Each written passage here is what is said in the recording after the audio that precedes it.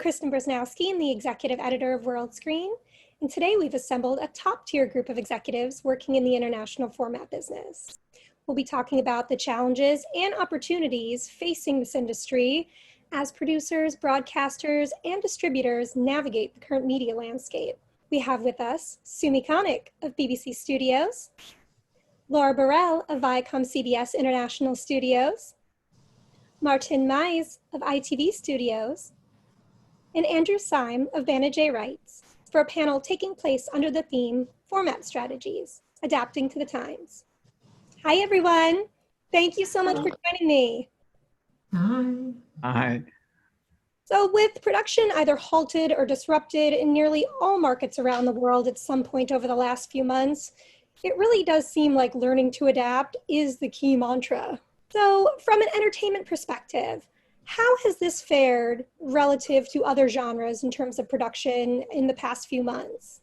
What I would say is obviously relative to scripted and factual, I'd say entertainment is probably fared pretty well. Certainly in terms of viewer appetite as well. Entertainment TV, I think, sits fairly high up the list for people in times like this. I know that I certainly want a little bit of light-hearted fun after a day of Zoom calls. But I think in terms of production, especially on shows that have big studio audiences, it's certainly not been ideal or easy, but it's been a case of having to adapt really quickly and continue to adapt as the local situation changes. So for us, we have Dancing with the Stars, obviously, around the world. And during January and June, we had about 8 territories that were due to be on air, and they were all at different stages. So we had Ireland and Australia were on air when COVID-19 sort of broke, and there were a number of territories due to launch. And each territory's reaction depended on where they were in their production timeline and what stage of lockdown they were at. But I think what we've learned is that, you know, any restrictions kind of tend to push you into creative corners. So in Australia and Ireland, actually, they were both pretty near the end of their run. So what they did is they missed their semi-finals. They both went from their quarter-final straight to their final to make sure that they could get the final out and on air just in case they were completely locked down and unable to continue. So they did that. They also went from studio audience to no audience in the studio. Ireland, they basically had some friends and family who were self-isolating in sort of booths around the ballroom floor, which worked really well and just gave a little bit of atmosphere, but no general public studio audience. In Australia, they had, so that one of the fathers of the celebrities tested positive with COVID-19, which meant that the celebrity and his pro-partner had to self-isolate for 2 weeks as a precaution. So they were in a hotel, so they self-isolated in their hotel, which meant that they had to self-shoot all their training on their iPhones and send it through to production. They did their own hair and makeup for the show. The costumes were left with the concierge for them to get ready themselves. And then whilst they were in the hotel room, the crew went in and rigged the rooftop using remote cameras, and they danced on the rooftop of the hotel, which was a pretty amazing bit of television and just sort of really magical and also quite, quite sort of compelling viewing. We also had one of the judges, who is Craig Revel-Horwood. He's a judge on the UK show, but he also judges in Australia. And he had to get back to the UK in order to not be stuck out in Australia. So he flew back and then judged the show via a live link from his home. And then we had Germany, who were actually right at the beginning of their season when COVID-19 broke. And they went on as usual with Let's Dance and had to adapt as the restrictions were changing week by week. So they started with an audience, then they went to no audience. They eventually ended up with perspex screens to separate the judges at the judges' desks. They isolated the dancers and the cast in a local hotel during the week, but they managed to keep the show on air all the way through to the final. And the feeling was that was the audiences really wanted to watch it. They wanted that entertainment in their homes when they were sitting at home. And they actually got their highest rating in terms of audience share since 2011. So yeah, I think the main thing has been about us learning and adapting as we go, and just centralising all that information as it was coming through. So our sort of central flying production team were putting together what everyone was doing. Obviously, everyone needs to adhere to their local guidelines, but we were just pulling everything together and sharing it as quickly as possible, so that people could use that information and then adapt for their own territories. So it has been an interesting 6 months. ViacomCBS, we were kind of quite lucky timing-wise, in the sense that a lot of productions of our reality shows, our reality formats, many were shot between sort of December and January, and were therefore able to complete filming just before kind of lockdown kicked in. So, you know, for example, we had Are You the One, the German version, was filming out in South Africa, and they literally got back by the skin of their teeth. And then we had all of our Ex on the Beaches for the Nordics. They were all out filming in Brazil. They just made it back. So we were lucky in that sense that we were able to close a lot of our key format productions in time. They were then edited very quickly and were put on air during lockdown, and actually rated really well. And I'm sure everyone on this panel would agree that the one small silver lining of this whole crisis has been ratings. Yeah, I think everyone can think of some success stories in terms of how their shows have done on linear, but also driving VOD subscriptions as well. Obviously, we did then have a number of productions that were impacted, but we were able to adapt very quickly, obviously in the non-scripted space, being quicker than something like drama or so forth.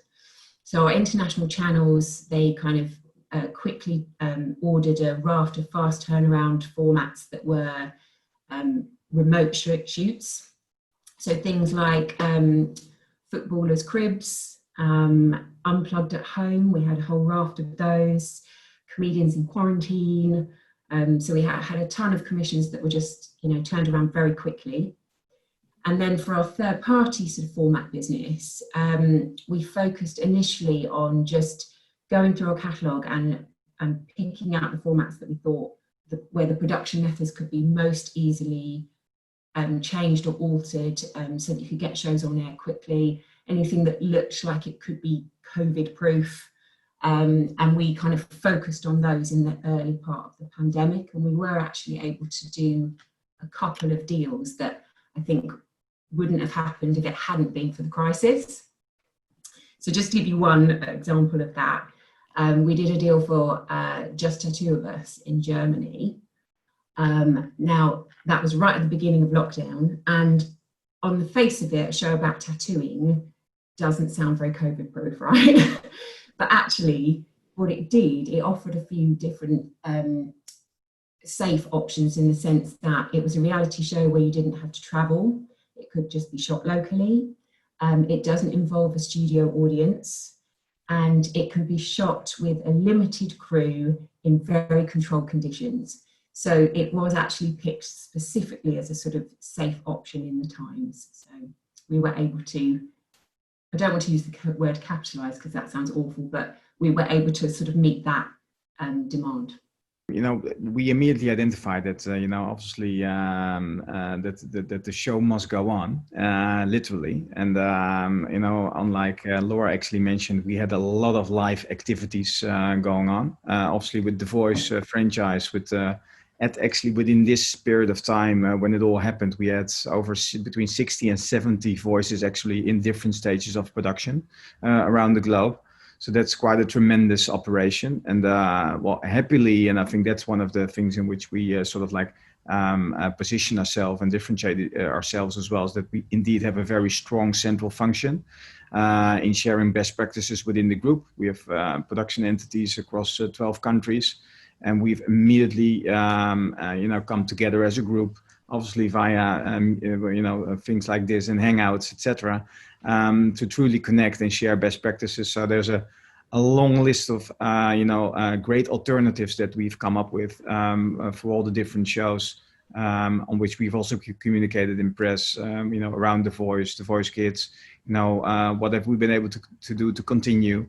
But we've also really worked together with our broadcast partners around the globe, because, it's although that indeed ratings have gone up, that's indeed a silver lining. I think from one other aspect is that, the downward trend of advertising and the true fall of advertising revenues is definitely something that we've also witnessed. And as being part of an integrated producer broadcaster, we are very much aware of that as well. So how can we cooperate and collaborate with our broadcast partners to see how we can best serve them in these times of crisis? Because how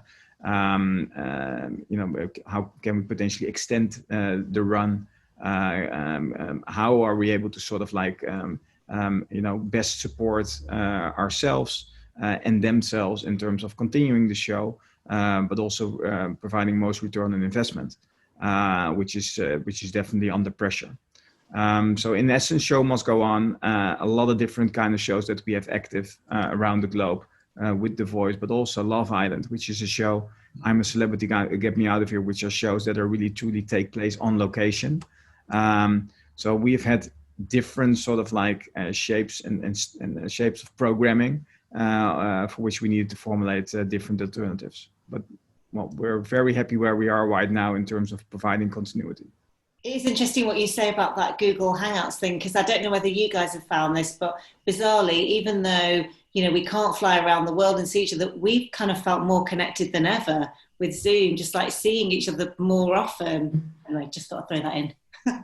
No, definitely. I think that in essence, there are a few silver linings. I think one of the aspects is that I think we've all learned that, stepping into a plane is not always necessary. And that you can, and what you see is that among, ourselves, I believe all the people, but also leadership, a lot of people have become a lot more operational and hands-on and on the job, which has sometimes also speed up the process in terms of decision making. And definitely in terms of crisis management, which in essence we're discussing right now, I think that has definitely been very important.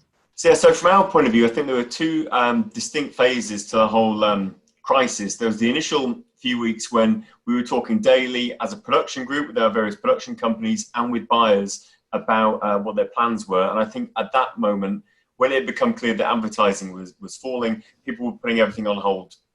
And so that was quite a difficult few weeks. But obviously, as a distributor, we have plenty of scripted and finished programs which we're able to sell to make up that gap. And then I think when people had time to kind of get used to what was going on, it was surprisingly quick, I think, the process by which people started making plans for the rest of the year.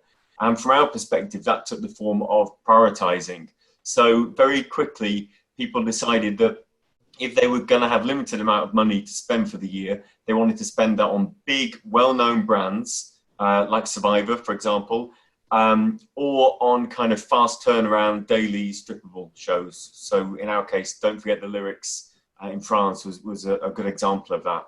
So when we saw a lot of innovation early on with Don't Forget the Lyrics, where you've got this live studio audience, you've got a band playing very closely together on stage, and we were obviously worried about the status of that show this year, but they very quickly innovated and they managed to replace some of the audience members, not all of them, but some of them, with kind of iPads with Zoom connections on, with balloon puppets, with all sorts of kind of mannequins and colourful, vibrant kind of props to really keep the sense of energy. And the band incorporated the social distancing and the masks in a kind of funny way. So the show was able to be produced safely and abiding by the law, but at the same time keeping the energy that the viewers wanted. So I think that was really impressive, the speed with which they innovated on that one. And also the bigger end of the scale with things like Survivor and Temptation Island. In fact, with all of the formats we sell where there is a single location and a narrative arc, so Love It to Lady as well, people have been very resourceful when it comes to taking that location, locking it off from the world, making it a bubble, and producing within it. And we've been fortunate that that's a lot of our formats. So yeah, we saw a nice kind of quick development of innovation over the course of the lockdown. And also we happened to have some shows in the can ready to go. So the biggest one of those was Don't, which launched on ABC in the US back in earlier in June. And that's been a great, huge hit for us on Thursday nights. So that's devised by Ryan Reynolds, hosted by Adam Scott. And as we said earlier, it's that kind of escapist, self-contained content people want to see. So it's a really fresh take on the game show genre. Lots of physical challenges, lots of kind of clippable moments, and it's been a really big success for us. So arguably, the coronavirus has kind of given that show even more room to breathe, and it's allowed it to kind of make a lot of impact on its debut. So yeah, that show in particular has launched really well for us. I have to say, I saw those balloon people on the French version. It was amazing. And they had the masks that were like, they had their actual faces on the masks, didn't they? Yeah. It was really cool. I mean, it sounded terrifying. It sounded surreal and horrifying, but actually when you watched it, like I say, it managed to keep the show. It's got such a lively, interactive audience normally, that to do it without that audience is unthinkable. So they really did a decent job of actually of retaining the show's character. With regard to what you're hearing from buyers about their current needs, what are the types of formats that are most in demand at present? Is it those big brands that they just say, we need to get those up and going, or what are the genres that are really kind of striking a chord? I think from our perspective, I can sort of split it into two parts. So in the early stages of the pandemic and the lockdown, we saw interest as a distribution arm in programming and formats that actually embraced the topic.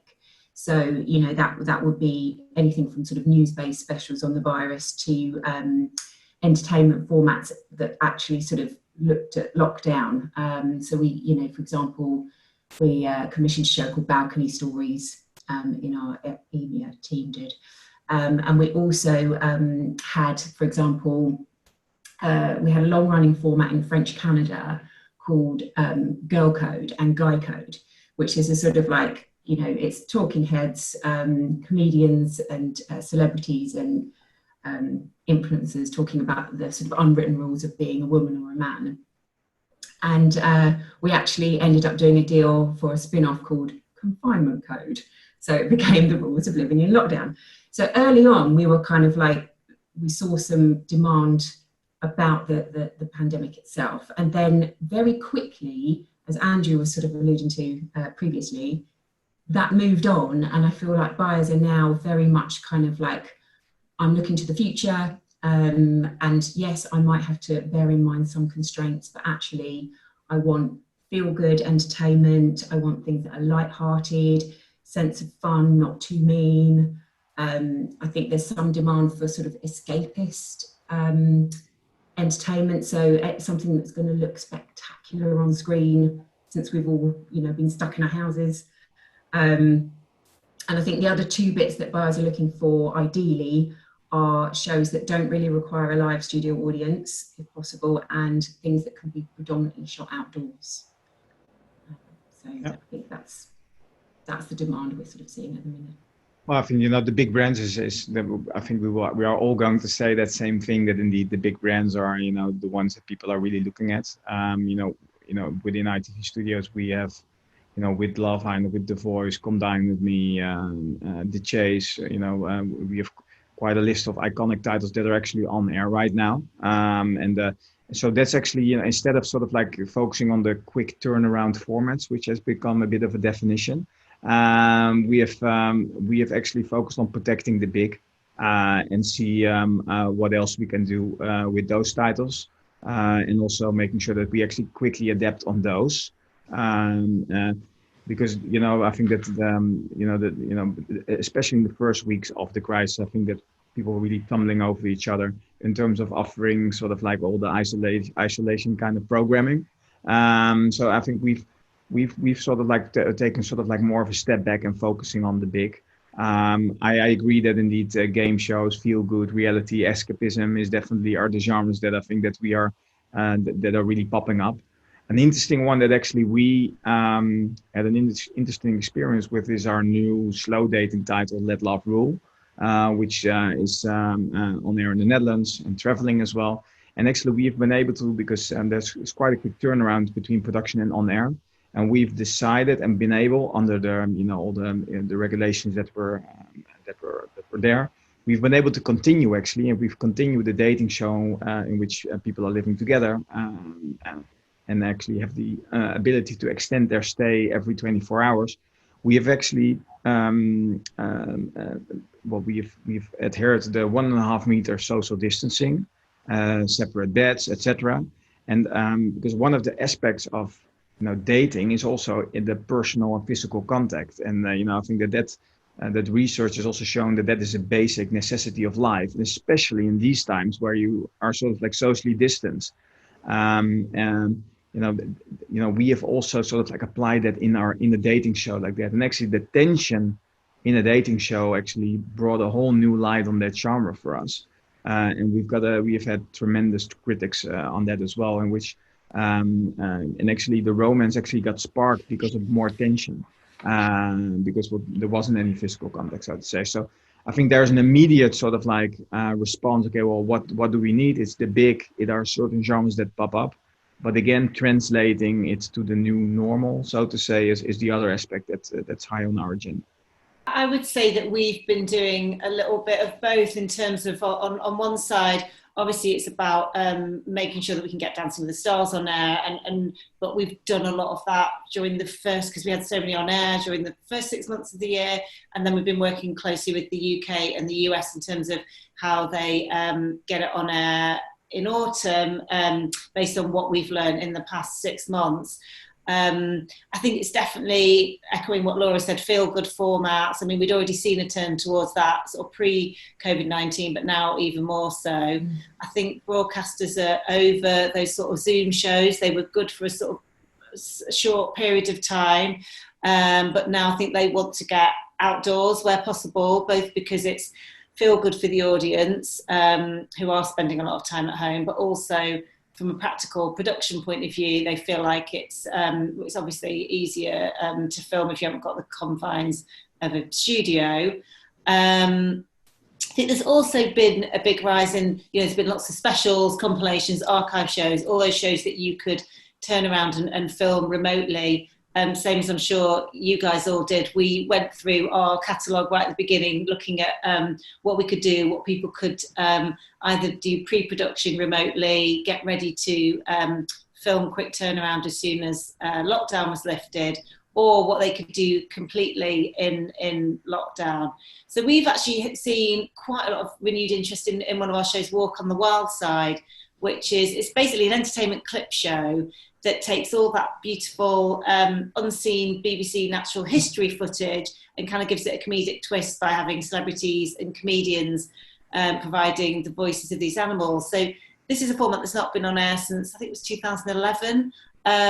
So it was 10 years old. So what we did is we got someone to look through all the unseen footage and pull together some new clips that sort of enough to do a whole new series. And there's obviously a whole new load of topical references.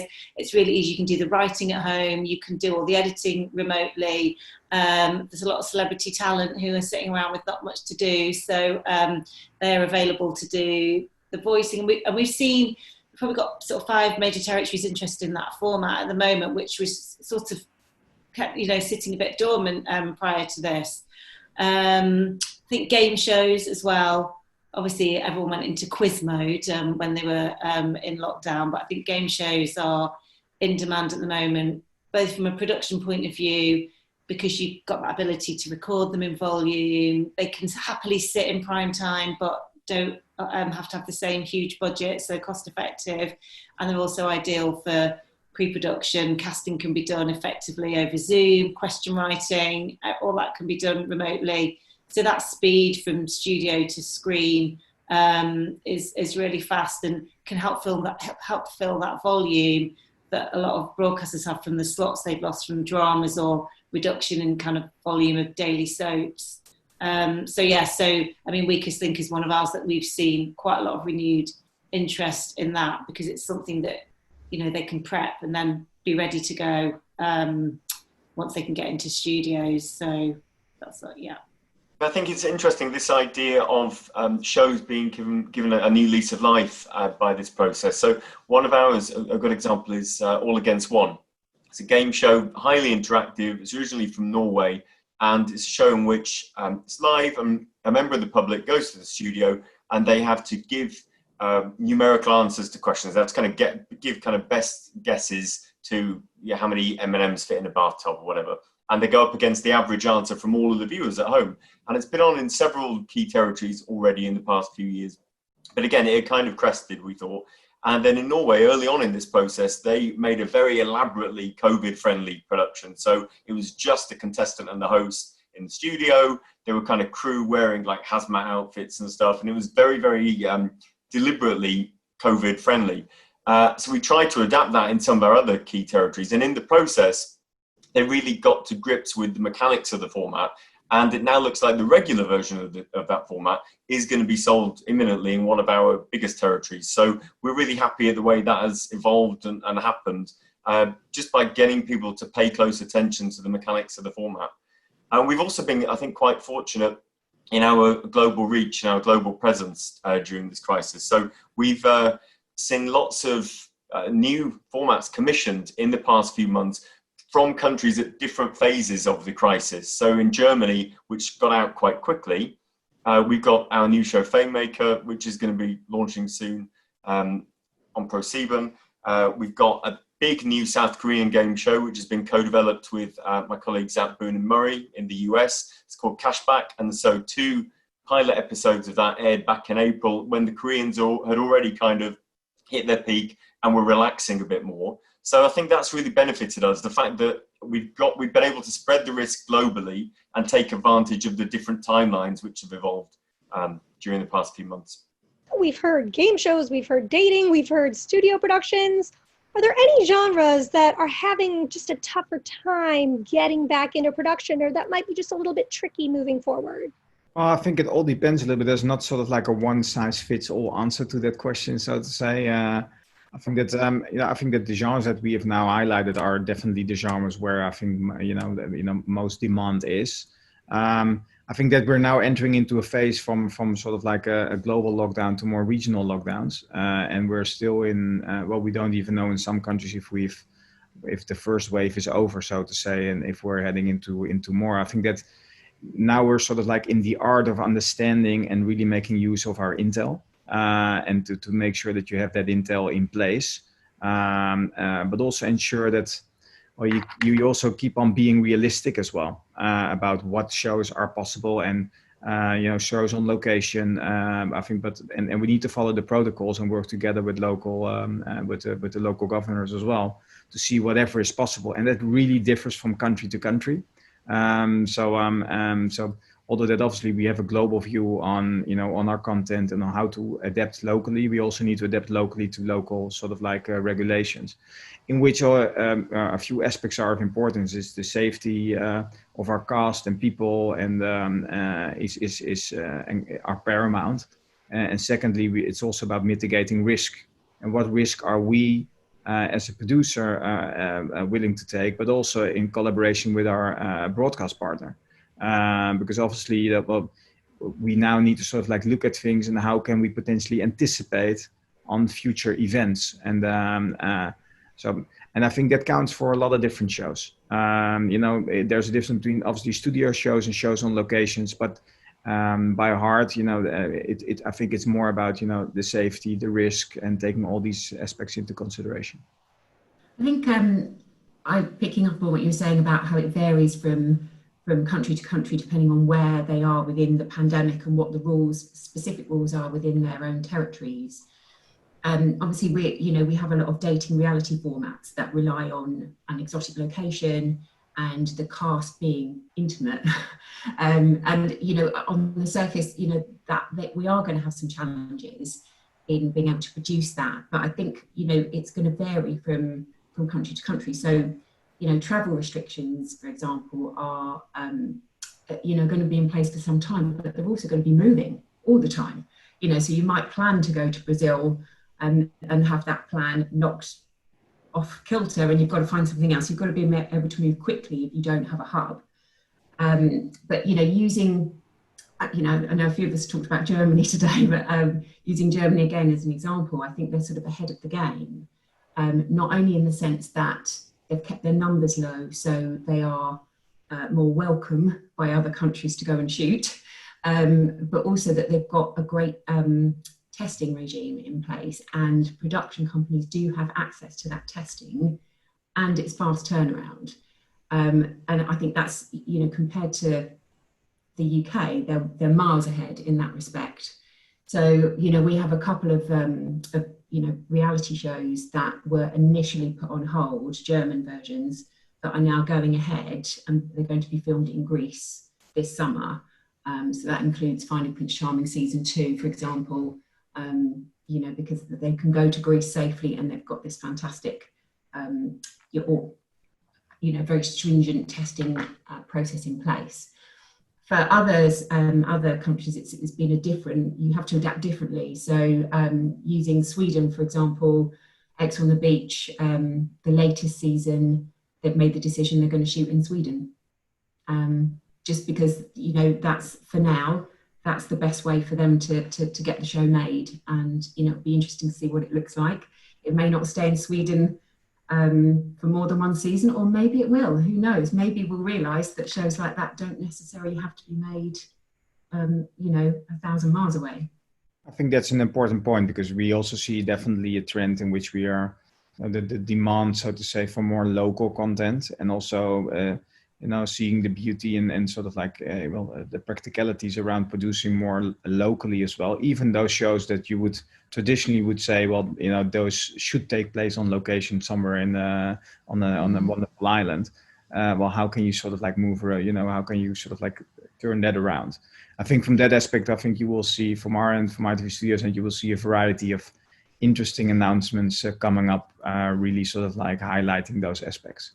I would say that I think if there's anything that we've learned over the past 6 months, it's that pretty much almost anything is possible. It's just about working out how you adapt your shows and making sure that whatever decisions we make kind of keep all cast, crew, contributors as safe as possible. But I'm sure there's so many things that we've done and witnessed over the past 6 months that we just never thought we would ever be doing.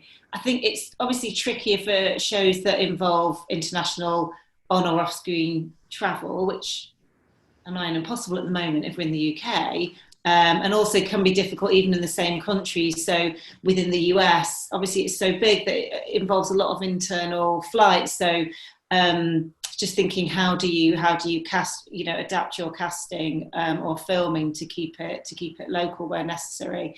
I think cooking shows have often got a lot more red tape to work around, but again, it's not insurmountable. So we're just about to start shooting tomorrow, in fact, Bake Off in France. And they've just had to put various measures in place. You know, everyone on site is going to be wearing face masks. There'll be gloves, there's hygiene in the kitchen. Their masks, I think they're going with clear masks, so that we can still see their faces. But yeah, dating shows, again, you know, could be deemed tricky, but not impossible. I think it's about, you know, if you are going to isolate the cast for a certain amount of time, then it's completely achievable. So yeah, I would say there are some limits, but most things are possible. It's just thinking about how we can do it. Yeah, I think it'll be interesting to see how social entertainment in particular kind of copes. I think things where economically a contributor is in just one episode, and in that episode has to get close to a family or a community, I think that's going to be quite difficult to justify economically. And then I think just some of the practicalities involved with the bigger shows, we're fortunate enough to have several hubs for our big formats. But just, I think what I only just recently kind of became clear to me was the element to which we've got to get things kind of lined up. So you've got to, if you're producing abroad, you've got to make sure that the host country is free to welcome travelers. The country which has actually originally commissioned the show, that they're free to kind of release passengers. And you've got to convince the passengers that it's safe for them to fly to do the production. There's lots of different ducks to get in a row, I think. Do you foresee that all of these challenges that have come about might actually spark further innovation in the format business? Yeah, I think so, and I think it's. I think what Sumi said at the start is absolutely right. This idea that constraints often drive creativity. I'm not sure. I think initially there's an assumption that there's going to be a lot of remotely filmed stuff in the next few years. I'm not sure how how much that'll happen, because I think people are already quite tired of looking at the kind of Zoom format whenever they turn on the TV, particularly when they've been doing it at work all day. But I think that maybe some of this technology can be used for casting, for example. So I think that now that people are much more comfortable dialing into a video conversation, it suddenly seems a bit redundant to ask people to make a 2-day trip to London for casting for a game show. So I think there are going to be a lot of changes off screen, but also off screen over the next few years. And we already do that live, so I think remote is the central word in this answer. I think it's remote editing and remote casting from our perspective, and we also tend to be we are a digitally led company, so and we need to use the technological innovation that are present and are being provided to us. But with the voice, obviously, we are already doing the remote casting in a country like the US, for example. That would have otherwise caused massive complexity for us to continue, so to say. So countries like US, China, same thing. Remote casting is definitely an important one. I was just going to echo the fact that obviously all major challenges tend to produce innovation. I think the format business can and will adapt. I'm sure the industry, will be keen to go back to the freedom of the old production methods, but that's not going to happen anytime soon. And I think we have to treat this period as a learning curve and, work out which of the sort of enforced changes we've had to make really work and we can keep and blend in, and which ones really haven't and we need to bin them. I think there's a lot to learn from the experience. I think the other area, and this is not a production method as such, but I wonder if we'll see a change in the way that sort of talent is used and featured within formats. During lockdown, our international channels suddenly found that they had access to talent that they'd never worked with before. Not only were celebrities more available with their time, but they were, willing to show people around their houses, to their pets, their friends, to show a different side to them. And certainly that's something that we want to build post-lockdown and hopefully sort of incorporate within our entertainment formats, sort of using talent creatively and collaborating more with on-screen talent. I think I'm sort of thinking about that self-shooting side of it, whether we see more or less fully self-shot formats going forwards is quite hard to predict, but the fact that we now know what is achievable means that there's so much more flexibility just in terms of the ways audiences are worked into the narrative, whether it's for creative development, but also in production, because we sort of don't live in that kind of top-down broadcast world anymore. We need to build formats which are integrating those kind of conversations that we're currently having with audiences. I mean, a couple of examples that I can think of, which, considering how long Dancing with the Stars has been on air, there was a really lovely thing they did in Germany. Again, Germany, well done, Germany, you've done very well. Where they introduced the happy dance, because obviously everyone was locked down at home, and they would do a dance at the beginning of the show, and they encouraged all the viewers to film themselves doing this dance and send it into the show. And then that night, when you watch the credits, they would play out everyone at home doing this dance.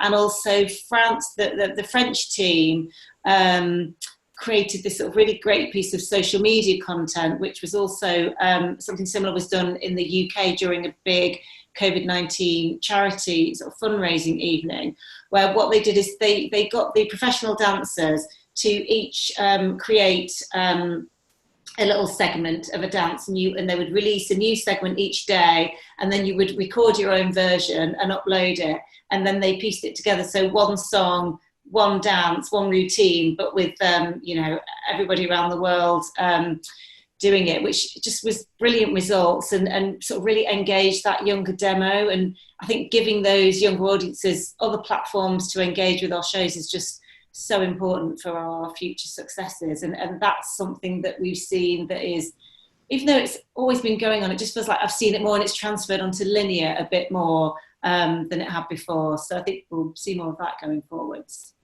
Keeping that kind of future forecasting lens, do you think broadcasters are still going to be willing to take big swings on some new innovative concepts, or might they be a little more risk averse and stick to what's been working? There's always room for new creativity. I would say. I think also what will be important to that respect is also to see what the learnings are, so to say, from the broadcasting industry momentarily. You see, for example, the broadcaster VOD really in the AVOD platforms, also SVOD platform, but most related to the free-to-air broadcaster, the broadcast VOD. You see an uplift there as well. So I think that from a creativity standpoint, sort of like we would like to ensure that we can really fulfill the full 360. And we can provide programming across the entire funnel and intertwine the linear and the non-linear offering as well, and drive sort of like connectivity there. But I would definitely say that there is an opportunity now, and also to be smart, because obviously if we would look at free-to-air broadcasters, there will be there's a view on budgets, obviously, as one of the immediate responses. So that already asks the business to sort of like look at things creatively, how to potentially bring down costs, but don't lose the sort of like the value on screen as much as in attracting advertisers. So I think that yes, of course, also because we need to be more creative about budgets, and that might potentially bring new opportunities as well. But other than that, I think there's a lot of proven product out there in the marketplace, and I think that we've started with the word focus on big content. I think that will remain in place. But big content could also mean that you are able to activate it across the entire funnel. I was going to obviously pick up on something that Maarten said there about budgets. I think we all I think broadcasters will want to continue with their big franchises, of course, and we will want to protect our big franchises. But, we all know that there's going to be huge pressure on budgets next year. We're all going to be asked or producers will be asked to bring back big shows at a vastly reduced price.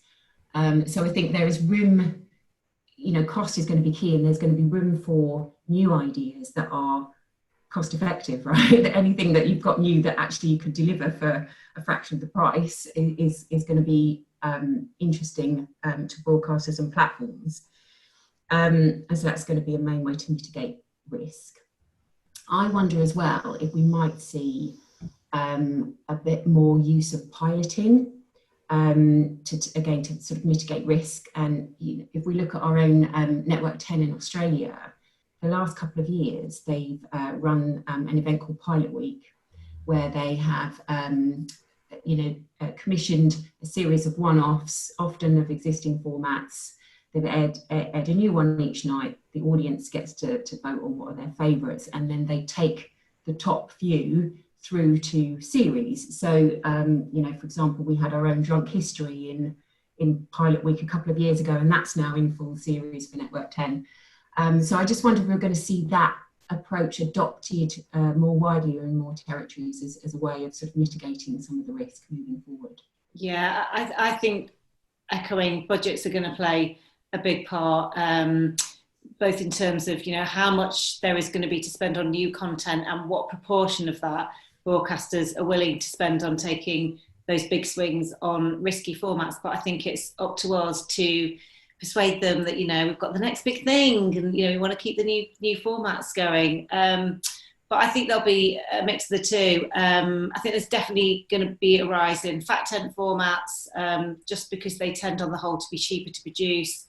They're also, in comparison to say big primetime studio performance show, easier to record if you're trying to adhere to social distancing regulations. But that said, those tried and tested studio shows that can be produced in volume at lower cost, don't require studio audiences, really quick timelines from commission to screen, are also going to be attractive. So I think it will be a mix of the two, but budgets are going to play a big part. I think they're willing to, what we've seen actually in the past year amongst our formats is that they have been willing to take big risks creatively, but they've been mitigating those risks by using producers that they trust and they know, and putting pillars in place, whether that's the talent or the brand, in order to kind of trade off the risk. So, for example, we launched Boyardland on France back in January, Christmas, and that's taken the Fort Boyard brand, and it's a kind of origin story for Fort Boyard. So it's similar to Fort Boyard, but it plays out in an amusement park, a derelict amusement park overnight. So it's very creatively different, but it's playing on a brand, and they know that ALP have made Fort Boyard for 30 years and they can be trusted with this. Same with Don't in the US. You've got a lot of the elements of that show are kind of creatively risky, but you've got Ryan Reynolds behind it, you've got Adam Scott hosting, and it's produced by Banijay Studios North America. And so they know that David Goldberg over there was the guy who took Big Brother, Deal or No Deal, Wipeout to the US. And so they can trust the various components creatively. So I think we're going to see a mixture of kind of where in the past they might have tried to mitigate the risk with the actual idea. I think now they're going to try to make the foundations as solid as possible, iterate to make sure they get it correct, and they make it a product that everyone's happy with. And then I think they'll be willing to take that risk. Another thing that you see as well is that, you know, that I think that we're also now entering in a lot of countries in the rerun kind of period. You know, that, you know, we've been able to fill sort of like programming with extended runs by providing continuity. If you see the current numbers from a lot of countries sort of like coming in, you see that the audience is, definitely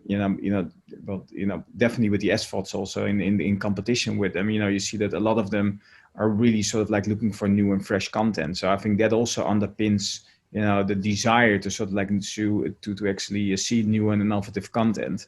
So that is, well, I think that's something which is important. We actually launched Cannonball last night, which was happened to be which is for USA, but actually launched on NBC instead yesterday, because it was fresh, it was new. So they've used that momentum to actually provide a sneak preview to the audience. So I think there's a true desire also for the networks to make sure that they keep on launching new programming. So that is definitely an opportunity as well. Well, kudos to you all and to all of your teams for adapting so quick to all the challenges that have come. But I think, as we've discussed in here, there really have been some opportunities to emerge from all of this. And I just want to thank you for sharing all of your insights. So I really appreciate it. Super, thanks. Thank you. Thank you.